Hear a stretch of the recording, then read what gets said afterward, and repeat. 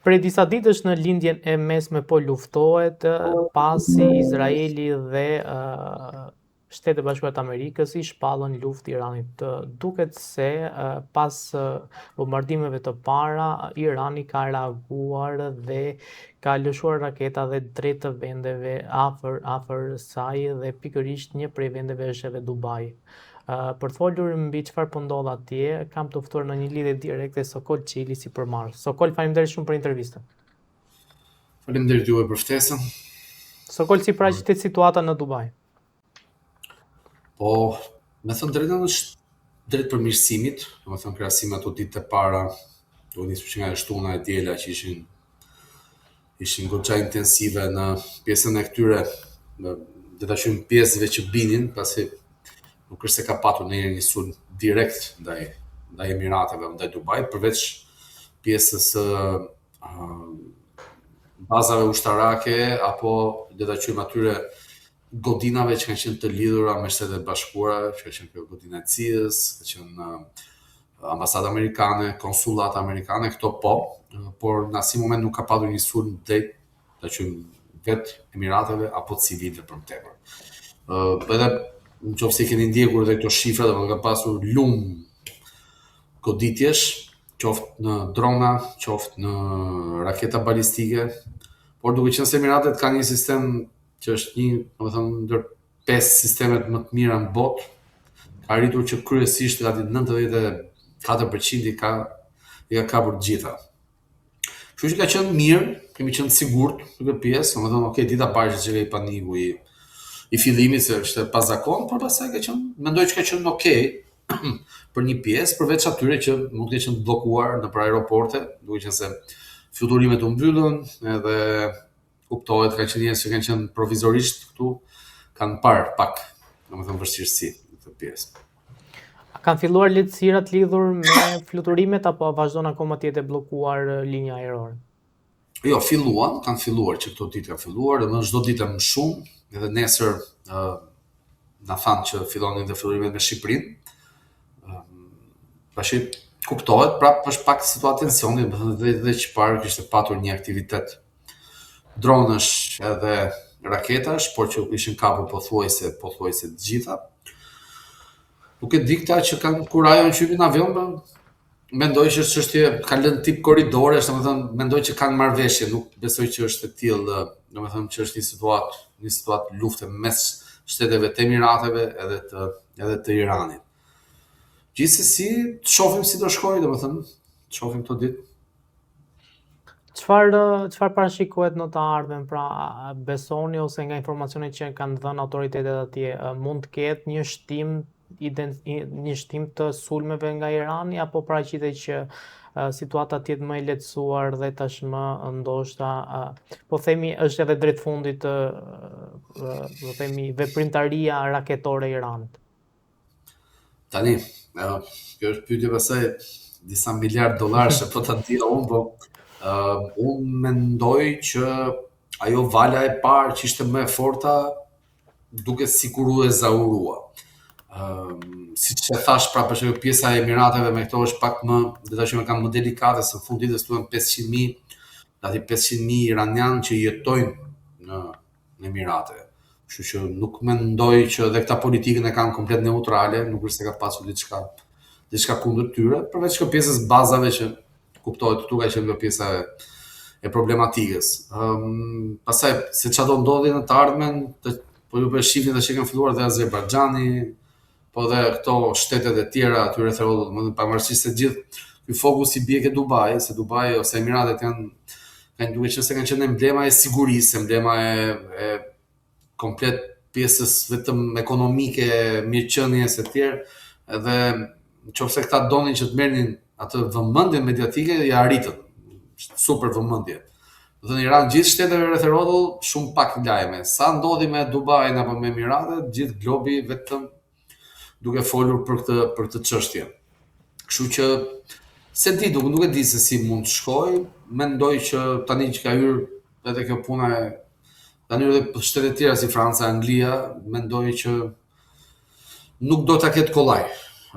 Irani në këtë pjesë gjykoi, kështu që të shpresojmë që edhe ata të dorëzohen, të hapen edhe kufit, se pastaj ideja është ne jemi këtu, kuptohet ekonomia është ajo, mbasi mbaron kjo pjesa e sigurimit të jetës, ekonomia është më e rëndësishmja, e dyta nga rëndësia flas sepse janë shtete që varen totalisht nga njerëzit, totalisht nga paraja. Në momentin që njerëzit nuk operojnë, humbjet janë shumë të mëdha dhe mund të sjellin probleme të tjera, si jo këtu vetëm, por në të gjithë botën. Sidomos kjo puna e naftës, mendoj që dhe Europa do ketë dikim, por edhe siç pati dhe Shqipëria pati dikim. Direkt fillojnë të spekullimet, rrezikshmimet dhe kalon pastaj në kështu reakcion zinxhir kjo punë. Dhe kjo është pastaj më e vështirë dhe më luftë e brendshme se sa këto luftat e jashtme. Sepse kuptohet, fillojnë bllokojnë gjërat, fillojnë grabitjet, fillojnë problemet e tjera sepse edhe vetë investitorët presin dhe një bllokim në ekonomi mendoj që është më i rëndë sepse është në afat gjatë. Këto nisin, mbarojnë. Por kurse pjesa ekonomike pastaj fillon të zgjat më shumë. Ka pasur shumë shqiptarë që kanë qenë të bllokuar në Dubai? Por rreth 200 mos gaboj, plus minus, nuk është se kanë qenë shumë, këto që kanë qenë me pushime apo provizor, nga ambasada që kanë dalë këto, flasin na janë thënë këto shifra, do të thënë puna e ambasadës ka qenë shumë e mirë, ka pëlqyer, kanë qenë goxha aktiv në informacionin që na kanë dhënë, kështu që ta them që ishin diku rreth 200. Ju keni komunikim gati çdo ditë me, po themi, banorët atje, me vendasit.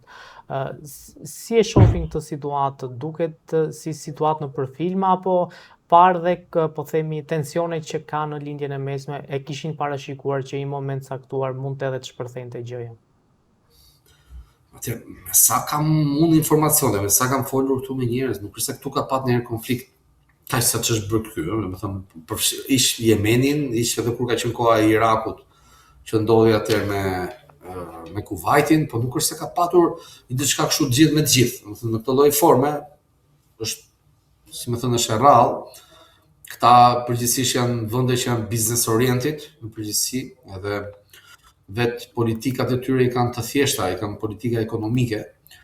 Edhe këtu për shembull në Emirate nuk është se ka parti politike, nuk është se ka opozitra, nuk është se ka probleme në këtë pjesë. Funksionon si një kompani e madhe që ka vetëm prioritet që ti të ndjehesh mirë, ti të bësh biznes, ti të ndjehesh i sigurt. Dhe duke marrë me këtë lloj gjëje, le ta quajmë pozitivitetin, nuk janë marrë me negativitetin, nuk është se janë marrë që ti sjellin probleme qoftë njëri tjetrit, qoftë edhe vetvetes. Në fund kjo ka qenë një arsye pse edhe ne që jemi këtu. Do thënë unë kam 4 vjet e pak që jam në Dubai, më përpara kam qenë në Zvicër dhe si më thënë lash Zvicrën prej Dubai. Dhe lash me koshiencë plot sepse pash ku lloj potenciali që domethënë ishte çdo gjë e fokusuar tek biznesi, tek lëvizja e shpejtë, çdo gjë u bënte shumë shpejt, edhe përkonte me energjinë që un kam, domethënë që jam, domethënë dua të jap, dua të bëj sa më shumë dhe sa më shpejt. Dhe mendoj që nuk e di këtë pjesën e si e mendojnë ta vendalinë, domethënë këtu dhe kuptohet edhe lajmet janë goxha pozitive, domethënë thonë ai sa duhet dish pjesën tjetër, thotë si ta dish, si mos ta dish, nuk është puna jote. Edhe nuk lejohen këto spekullimet, video, këto që për vetë ka patur shumë, nuk e di ne keni ndjekur këto, se mos mediat sociale, këto videot me AI kanë qenë shumë katastrofë, thosh ti ku jam. Do ne ishim këtu, aty u shfaqin gjëra që ishin edhe ndoshta video të vjetra, të paqëna. Sepse çaj që tham çfarë, domethënë ishte tash e ke parasysh janë këta që e kanë Dubain, me kanë pasur pak si zili, pak si xhelozi, le ta quajmë, që shtete ndryshme, edhe shoqëruar dha kjo mundësi tash që po e përbaltin, por që unë mendoj që u menaxhohen në mënyrë perfekte.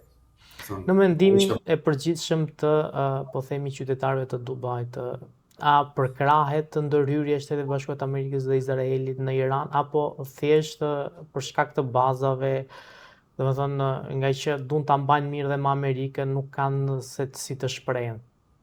Kuptoj. Ideja është kjo. Në radhë të parë këtu shumë pak veta merren me politikë. E para është një vend që është shumica me njerëz janë international, domethënë kanë bini 8-9% janë vendalin që kanë ngelur. Gjithë pjesat tjetër janë international. Dhe nuk është se ka njëri interes fare në këto lloj gjërash, domethënë nuk është se na intereson shumë, me thënë drejtën këtë pjesë, na intereson thjesht fakti që të vend i sigurt siç nga ajo që domethënë që presim dhe ekonomia të vazhdojë të qarkullojë. Pjesa tjetër është që u tregua shumë mirë nga ana e këtyre që ishte një mbrojtje kryevepër, kanë harxuar miliarda dollar deri tash për të mbrojtje raketore. Që gjykoj që s'është pak. Gjithë to liderat ose këta drejtuesit janë këtu. Kanë dalë edhe duke pirë kafe, duke u takuar në vende publike, domethënë që ti japin mesazhin që nuk është se ka diçka këtu kaq dramatike dhe s'ka gjë me ne.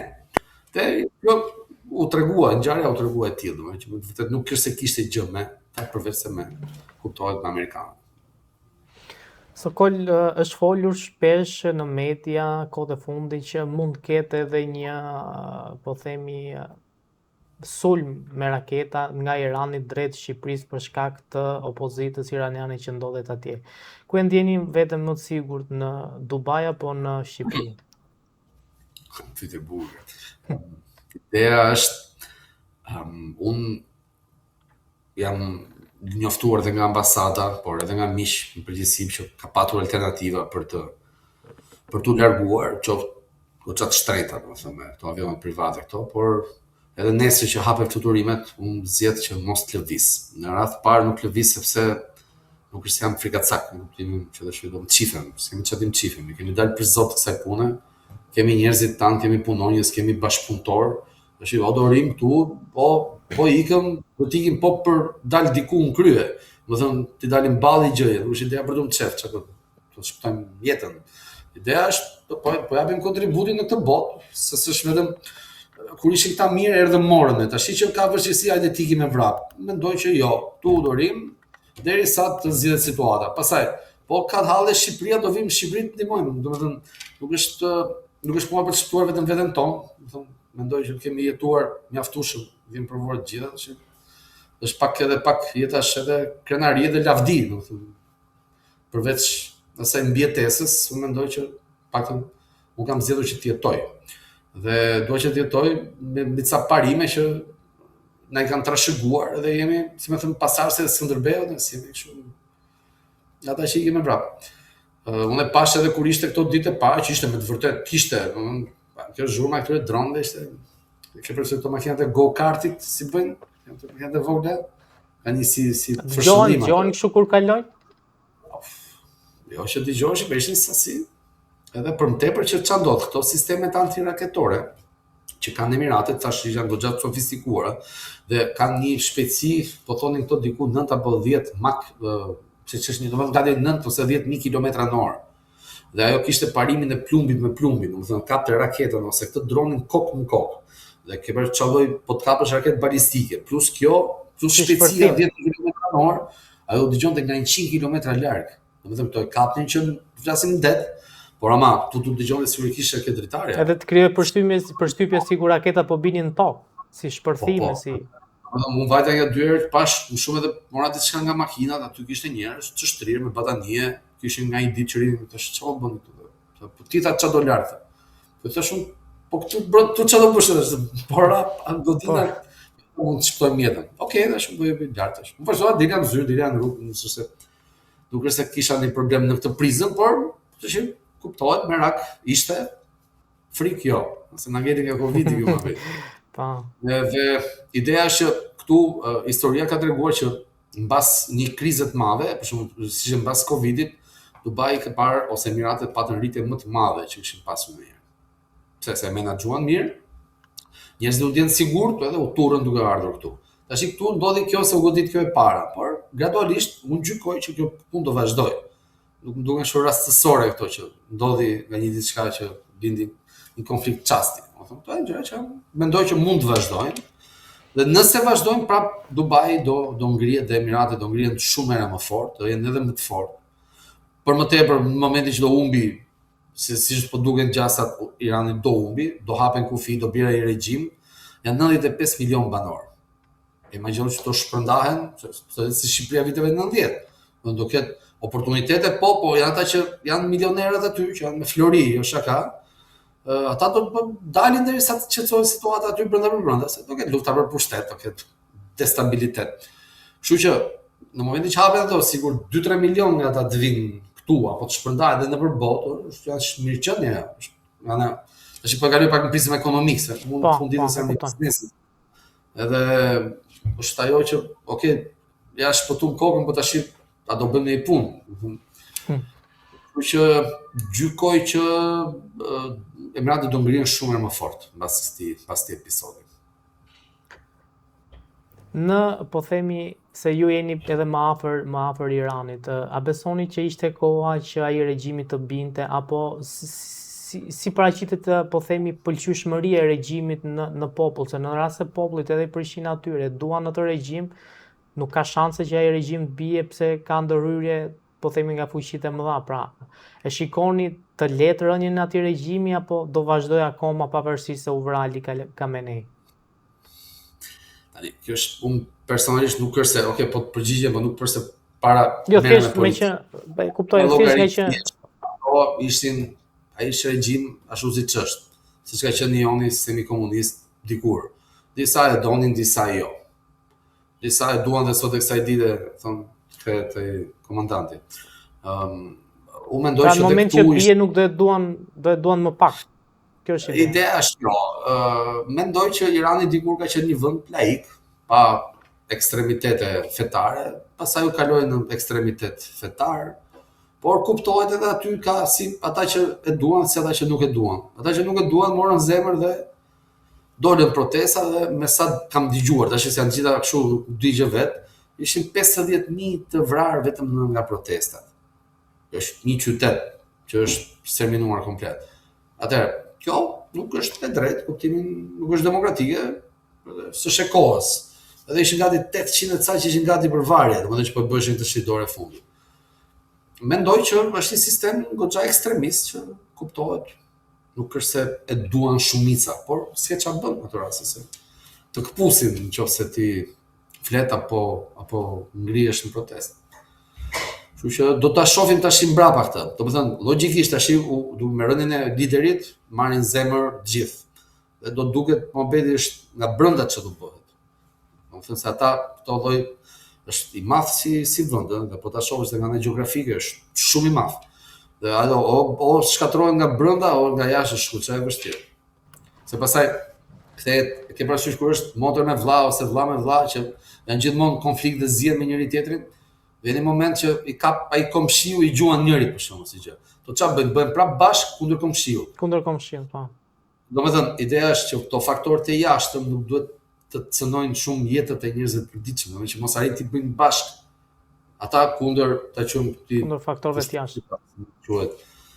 Nuk e di, se nuk dua ta thash jam jashtë politikës, domethënë me politikën nuk merrem, me fen nuk merrem.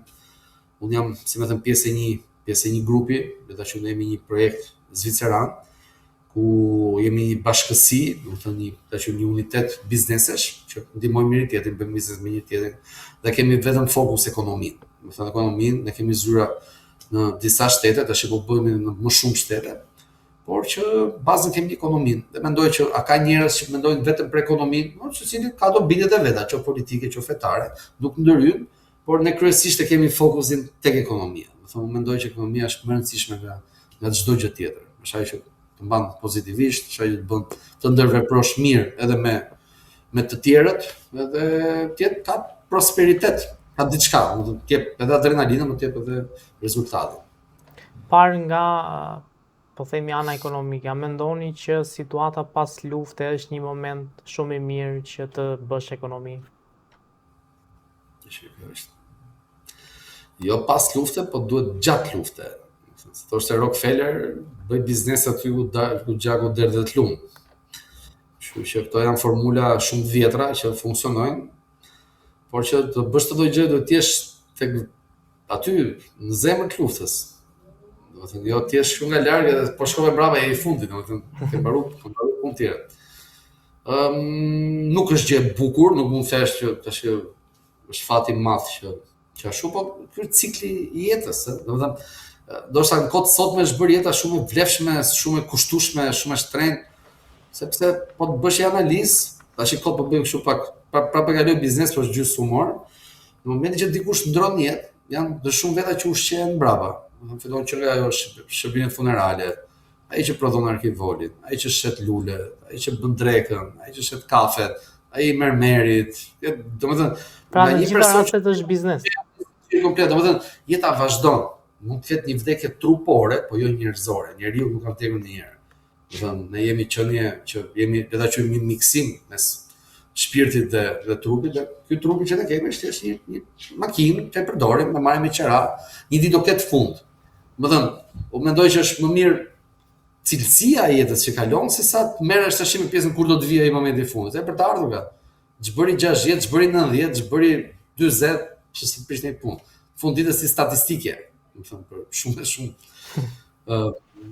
këta që merren me drejtimin e globit, kështu që mos është për ta vrarë shumë mendjen, po doli biznesi edhe ta bëjmë pa shumë emocion, domethënë. Sokol, faleminderit shumë për intervistën dhe uroj më të mirën për ty. Faleminderit.